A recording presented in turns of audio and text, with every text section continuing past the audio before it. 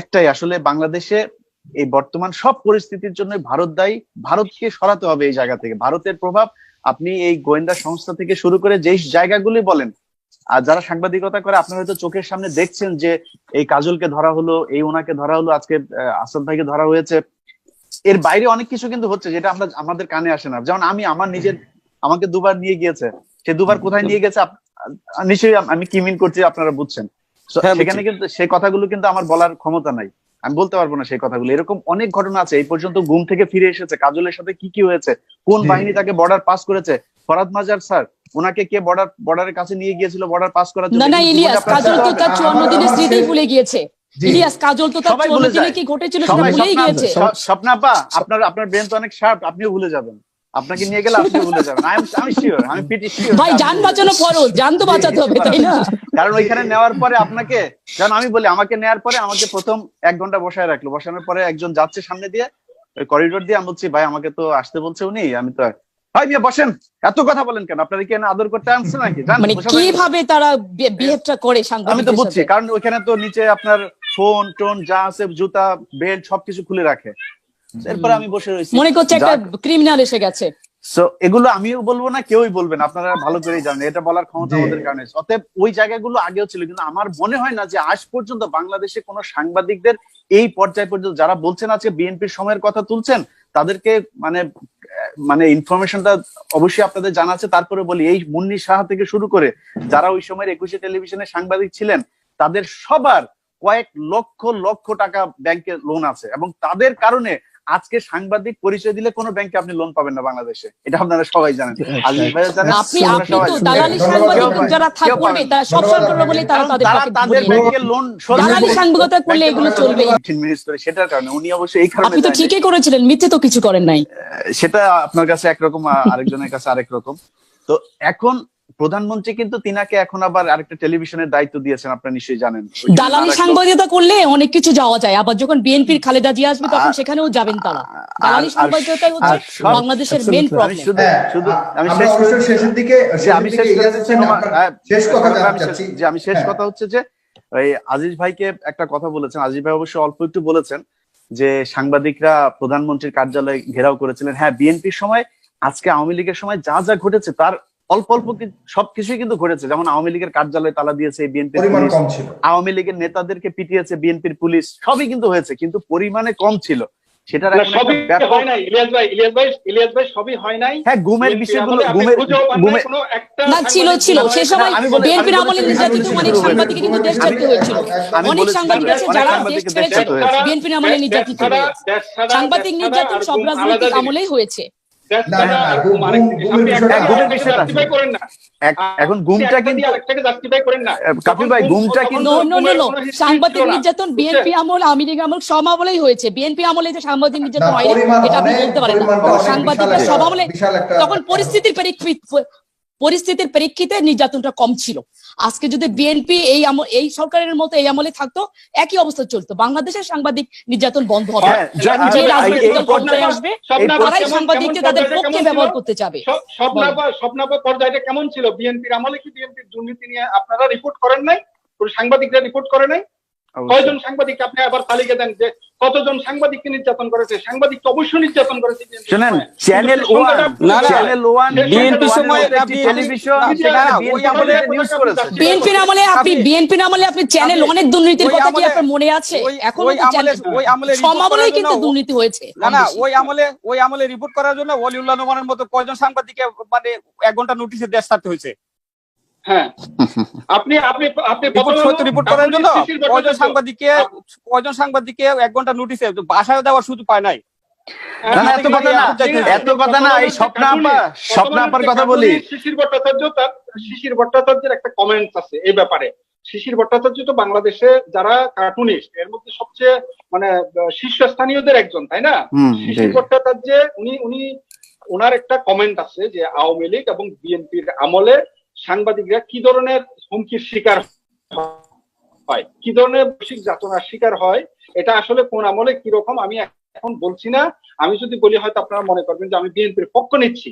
ওই সময় পক্ষ বিপক্ষে না, মানে তুলনামূলক কম্পেয়ার করলে কি পক্ষ বিপক্ষে কথা হচ্ছে না তো, সলিউশন হচ্ছে সাংবাদিক নির্যাতনটা কি করে বন্ধ করা যায়। আপনারা সলিউশনে আসেন, সলিউশনটা হচ্ছে পয়েন্টের আউটকাম হচ্ছে এই যে সাংবাদিক নির্যাতন, এটা রাজনৈতিক দল পরিবর্তনের সাথে সাথে এটা কি করে বন্ধ করা যায় সাংবাদিক নির্যাতন, আপনারা একটা সলিউশন বের করেন।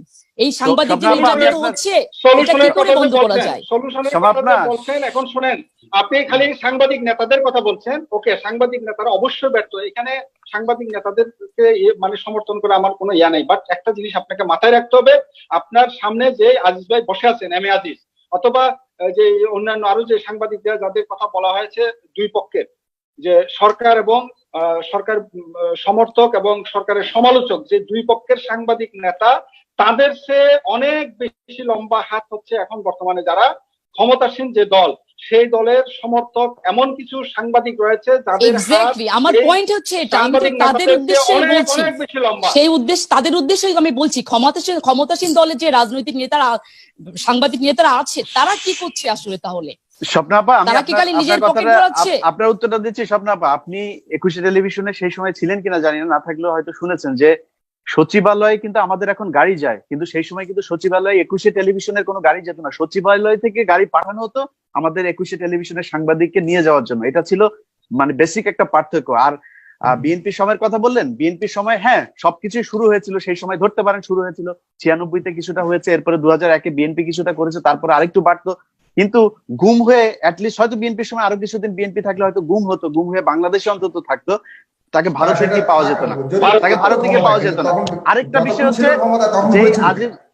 যে বিষয়টা হচ্ছে সেটা না, গুম হয়ই নাই, একটা গুমের ঘটনা আপনি বলতে পারবেন না। আর প্রেস ক্লাবের সামনে যে বাম গণতান্ত্রিক জোটের যেসব নেতারা আছেন, আপনারা নিশ্চয়ই জানেন যে বাম যে দলগুলো আছে তারা ওই খনিজ সম্পদ টম্পদ এইসবের ব্যাপারে, বাংলাদেশের প্রাকৃতিক সম্পদ বা স্বার্থগত বিষয়গুলো নিয়ে খুব সোচ্চার থাকে সব সময়, যদিও তাদের লোকবল কম। সেই মানুষগুলোকে প্রধানমন্ত্রীর কার্যালয়ে আজিজ ভাইরা যে সময় ঘেরাও করেছে, সেই সময়ের কথা প্রধানমন্ত্রীর কার্যালয়ে বাদ দেন, প্রেস ক্লাবের সামনে পর্যন্ত দাঁড়াইতে পারে না। আর যদি আজকে ঘোষণা দেয় যে সাংবাদিকরা প্রধানমন্ত্রীর কার্যালয়ে ঘোষণা দেবে, সার্ক করা পার হওয়ার আগে দেখবেন কয়েকটার হাত পা কিছু নাই, পরের দিন দেখবেন 200-400 কলকাতা জেলের মধ্যে আছে। আল্লাহ হাফেজ। একটু ফানি ভিডিও আসে, যেমন আমাদের বাংলাদেশের সিনেমাতে দিলদার কথা বলতো, দিলদার আসতো তখন আমরা একটু হাসতাম। তো স্বপ্নাপা যখন কথা বলছিল তখন এই মাঝখানে সাগর ভাই একটু বিজ্ঞাপন বিরতি দিচ্ছিলেন, ওই সাবান মাহমুদ হচ্ছে অনেক কিছু করছে, সাবান মাহমুদদের কাজ হচ্ছে সাবান দিয়ে ওয়াশ করা, হ্যাঁ ওরা ওয়াশই করতে পারে, এছাড়া কিছু করতে ওইটাও আপনি কিভাবে দেখছেন? কারণ আপনি বলেছিল যে সাংবাদিক নেতারা কিছু করছে না, আমি কিন্তু সাবান মাহমুদ এমন কিছু করছে আমি এটা বলিনি ইলিয়াস, আমি বলেছি যে সাবান মাহমুদের মতো যারা নেতৃত্বে আছে তারা যদি আসলে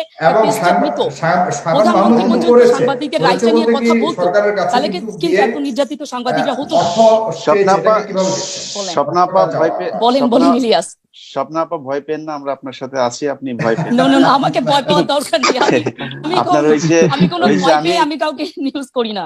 আমি সাগর ভাইয়ের কথাটাকে কোট করেছি, সাগর ভাই বলছিল যে সাবান মাহমুদরা অনেক কিছু করছে। সাবান মাহমুদরা কি করছে জানেন? আমি আজকে কি করছে সেটা সাগর ভাই বলুক, কি করছে আমি তো জানি না, আমার তো প্রশ্ন ইলিয়াস হোসেন সেটাই বলতে চাচ্ছে, আমি সেটাই বলছি আপা। তো আজকের এই ঘটনা আপনারা অনেকেই একটা বিষয়কে হাইড করছেন, যে আমাদের যিনি আটক হয়েছেন আজকে এই ব্যক্তি কাজল সাহেব, আমি জানি না, আমি ওনার সম্পর্কে এরকম কোনো কিছু দেখি নাই যে সরকারের বিরুদ্ধে বা গঠনমূলক যে কথাগুলো আজকে আমরা নোমান ভাই কিংবা আজিজ ভাই, কাফি কামাল ওনাদের মুখ থেকে যে কথাগুলো শুনি, এই ধরনের কথা আমি কখনো শুনি নাই। বরঞ্চ যে বিষয়টা এখানে ঘটেছে সেটা হচ্ছে আপনারা একটা বিরাট বিষয়কে মানে আড়াল করছেন শুধুমাত্র ওনার গ্রেফতার হওয়ার মধ্য দিয়ে। ওনার স্ত্রী হচ্ছে বাংলাদেশের একটি বিশেষ একটি অর্গানাইজেশন আছে, যেটা হচ্ছে আপনারা নিশ্চয়ই জানেন, নগদ নামে একটি প্রতিষ্ঠান আছে যেটা বিকাশের মতো একই ধরনের, সেই প্রতিষ্ঠানের সাথে ওনার স্ত্রী জড়িত, এবং সেটার সাথে আমি নাম বলছি না, এমনিতে আমার অনেক শত্রু, খুব হাই প্রোফাইল প্রধানমন্ত্রীর আশেপাশে থাকেন, সেরকম একজনের আপনারা নিশ্চয়ই জানেন, আমি নামটা বলছি না, তিনার স্ত্রীও সেটার সাথে জড়িত, এবং তিনাদের স্বার্থজনিত কিছু কারণে তাদের মধ্যে একটি স্বার্থগত দ্বন্দ্ব হয়, সেই দ্বন্দ্ব হবার কারণেই তিনি এটার বিরুদ্ধে ফুঁসে উঠেছেন। আজকে আপনারা যদি মনে করেন যে পাপিয়ার কারণে এত কিছু হচ্ছে, সেই পাপিয়ার মতো আর কোনো পাপিয়া কি আওয়ামী লীগে নাই? অবশ্যই আছে। কেন ধরা পড়ছে কারণ তাদের ইন্টারনাল কোন্দলের কারণে, একমাত্র শুধু এটাই কারণ, এছাড়া কোনো কারণ নেই। আপনার ওই যে সম্রাট ধরা খেলো, আর কেউ এই ধরনের কাজ করছে না, বা আওয়ামী লীগে আর কেউ দুর্নীতি করছে না? অবশ্যই করছে।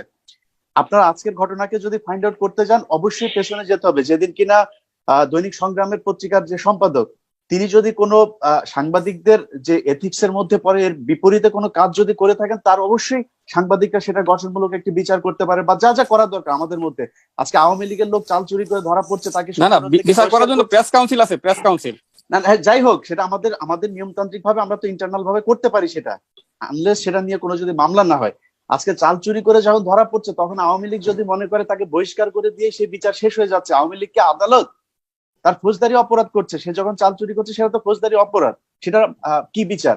সেটা বিচার করার দায়িত্ব তো আওয়ামী লীগের না, সে পুলিশের কাছে যাবে, অথচ পুলিশ তাকে বহিষ্কার করছে, ব্যাস বিচার শেষ।